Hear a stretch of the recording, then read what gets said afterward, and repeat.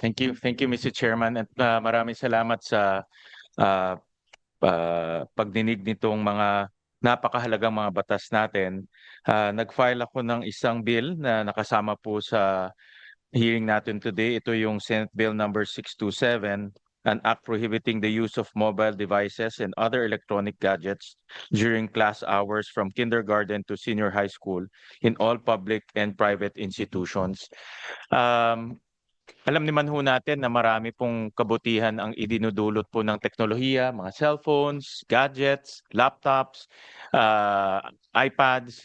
Pero marami rin pong mga negative effects ito sa ating mga kabataan, lalo na kung ang paggamit itong mga gadgets na ito ay hindi na monitor at hindi nabibigyan ng tamang gabay.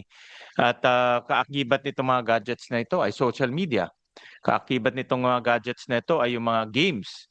At nung huling linggo, nagkaroon kami ng hearing sa Committee on Women and Children na ang games ngayon rin ay kakaiba na. Mas violente, mas creative, mas realistic, at pwede silang makipaglaro sa mga tao na nasa ibang bansa o sa kabila ng mundo.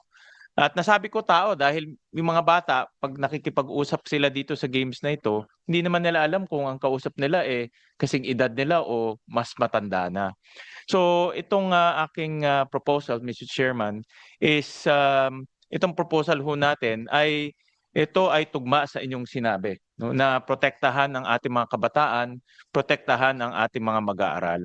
At itong mga gadgets na ito, sa aking obserbasyon, pag hindi ho nabibigyan ng tamang gabay, hanggang loob ng eskwelahan ay naglalaro sila. Hanggang loob ng eskwelahan ay nauubos yung oras nila sa gadgets. Imbes na nakikipaghalubilo sila sa kapwa estudyante nila, imbes na nakikipagkaibigan ho sila sa kapwa estudyante ho nila, nauubos yung kanilang oras. Nakadikit yung mukha nila sa kanilang screen. No, na para sa akin ay hindi to tama sa pagpapalaki ng isang bata. Ah, Tingin ko mas matanda ako sa chairman natin, pero natatandaan ko nung panahon ko naman nung high school at elementary, wala naman, siguro lahat ng kaharap ko yata kasing baka mas matanda ako sa inyo, but nung panahon ho natin, wala naman pong cellphone. No? Natatandaan ko kung hahanapin ka ng magulang mo, pupunta ka sa principal's office para makipag-usap sa magulang mo.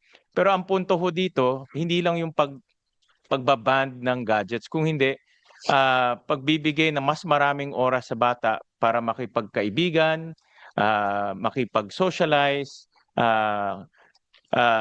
magamit yung kanyang oras sa pag-aaral, pagbabasa, at iba pang mga bagay para maging mas holistic yung kanyang pagpapalaki. So mga kasama, alam ko na marami pong debate tungkol dito sa proposal na ito, at nakita ko rin sa ibang bansa, sa Amerika, marami rin mga states na nag-uumpisa na rin mag-regulate nito mga cellphone sa loob ng paaralan. Magandang mapag-usapan na rin natin ito sa ating committee dahil nga ang gusto ho natin lahat ay maprotektahan ang ating mga kabataan, maprotektahan yung kapakanan po ng ating mga mag-aaral, at siguraduhin yung pagpapalaki ho nila ay holistic at makakatulong po sa ating lipunan at makakatulong rin po sa ating mga pamilya. So maraming salamat po, Chairman.